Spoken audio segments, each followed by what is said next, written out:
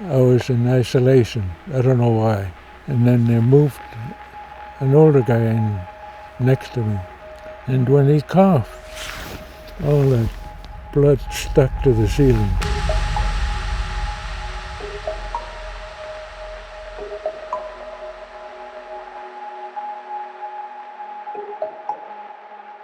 Originally, the hospital was built by the RCAF, the Air Force, during World War II. They were expecting a lot of casualties from the Aleutians. They thought there'd be a Japanese invasion.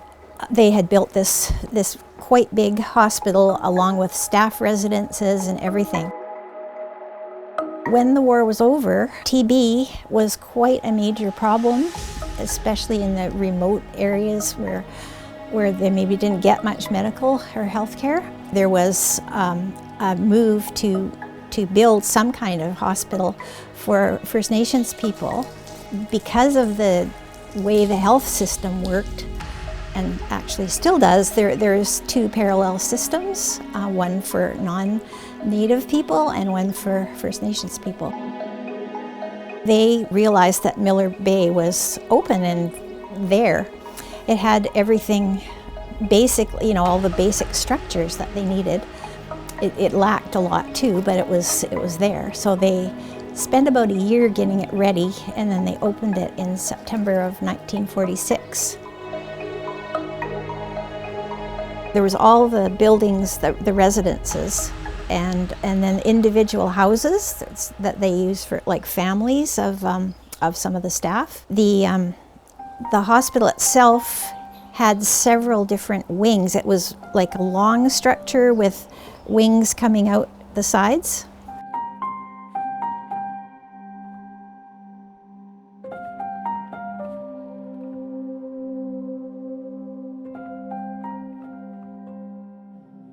The earliest patients had a very miserable time. Like they often spent their entire childhood there, or they'd been in some other facility and then were moved to Miller Bay and stayed for years more. And a lot of the patients, the majority were young. They transported x-ray machines up to the school in Old Anse. And we were all there taking x-rays, lining up for x-rays. And that was when they tested me, and the x-ray showed that I had a spot in my lung. I must have been 12. It was a heartbreaking time away from my parents. I don't even remember the year. You had people in sort of the prime of their life stuck in this hospital. And some of them were very ill, but others, sometimes with TB, you don't feel that bad, So it was hard for them to be confined like that. I don't even know if I was sick. I was pretty healthy. And guess how quickly, people don't usually recover within 8 months. Someone was saying they were just testing stuff on me while I was in there.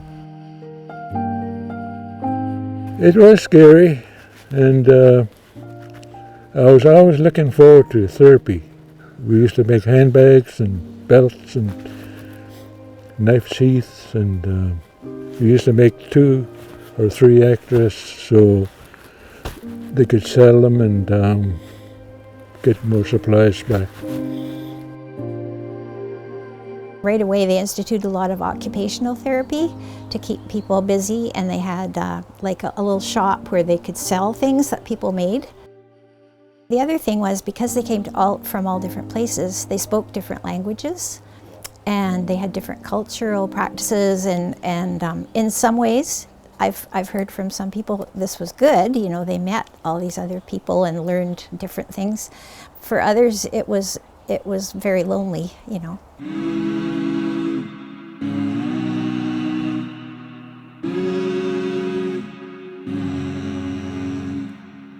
Made friends with people I never met before. I've never known, different language. I spoke Niska right up until I was about 9 or 10 years old, and never knew much English. Yes and no and maybe. I don't know.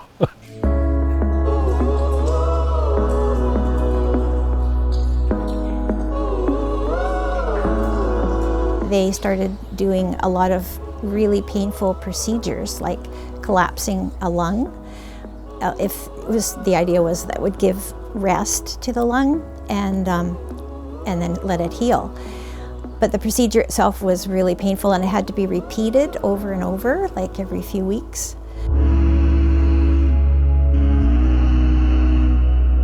It was pretty challenging at times for me because at one point where I was in isolation, I don't know why, and then they moved an older guy in next to me. And when he coughed, all that blood stuck to the ceiling from his throat. They used to hide under the bed, and the nurses would look around for me because it's just like rain.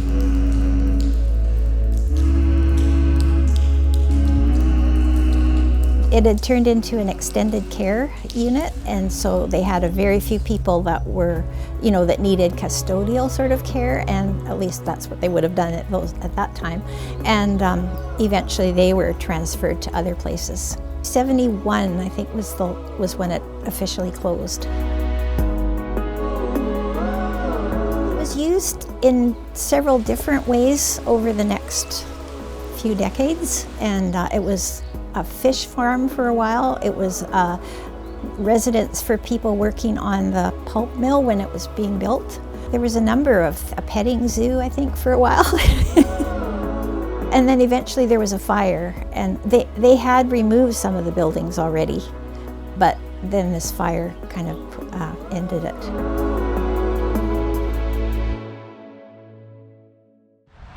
I need to be totally honest with you guys. When I heard there was an abandoned hospital facility here, I was pretty excited to check it out. After doing some thorough research, I'm going into this with a little bit more apprehension than I had at first. Nevertheless, I think it is a story that needs to be told, so we're gonna do it.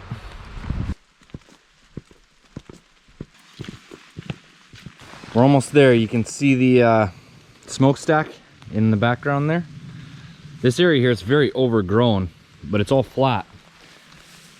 This used to be where a large percentage of the hospital was. It's all been demolished now.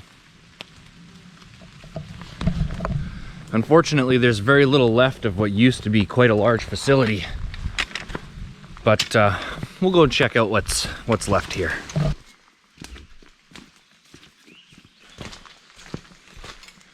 Here we are.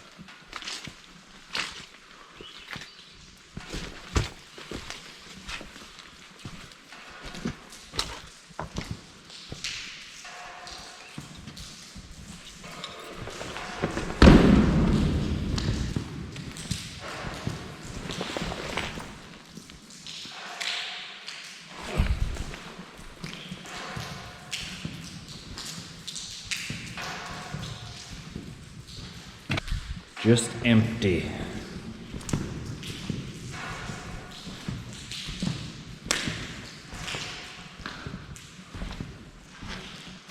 Deadly little stove, wow. That's cool.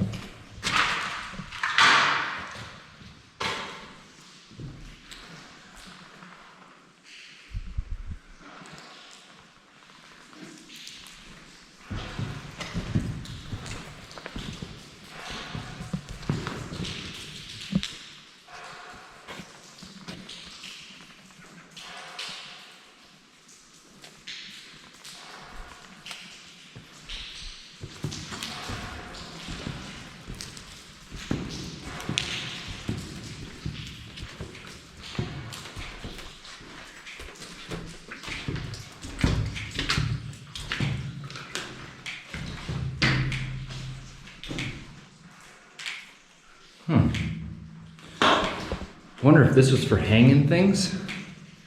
I'm not sure because it's too low to be a ceiling. And you can see that's the line where the ceiling would have been. Burnt though.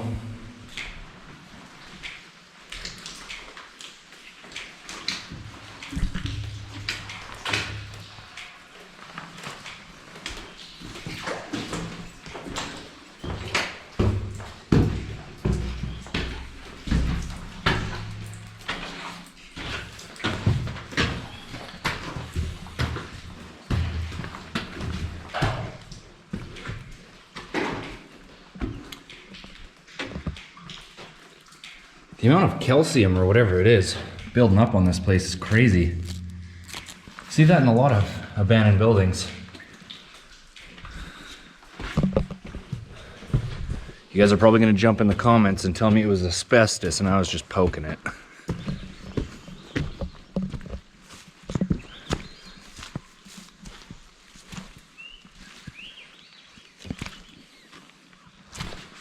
This would have had another wall going up here. Wonder how much higher it would have went.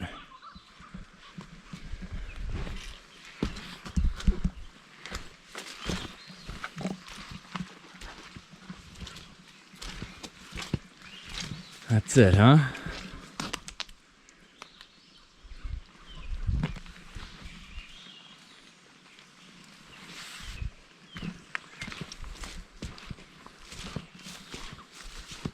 Pretty interesting how this thing ends on like ground level. It doesn't have a back wall, it just ends back here. And that's off to the power line there. Ooh. I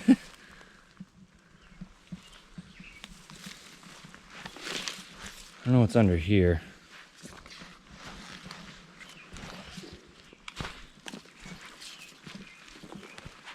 It's not a super far drop. It's all good.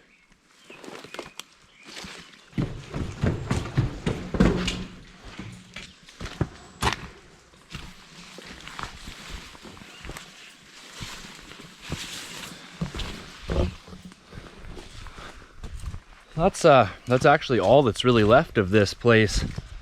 If you really put some miles on, you can find foundations and stuff in the woods, but that's the only building left. But this facility was right on the ocean, so let's go take a look at the beach. Wow, beautiful spot. Holy.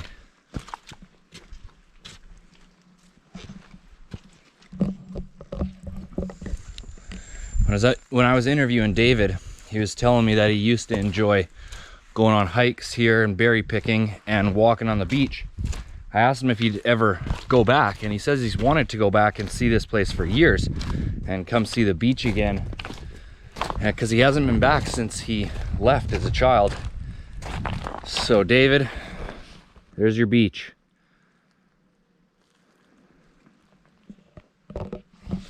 Hope that's the view you're looking for, amigo.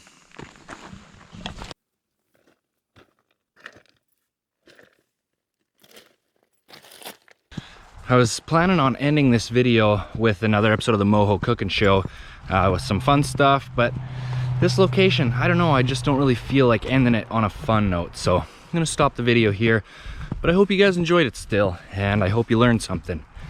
As always, take nothing but pictures, leave nothing but footprints. I'll catch you on the next one.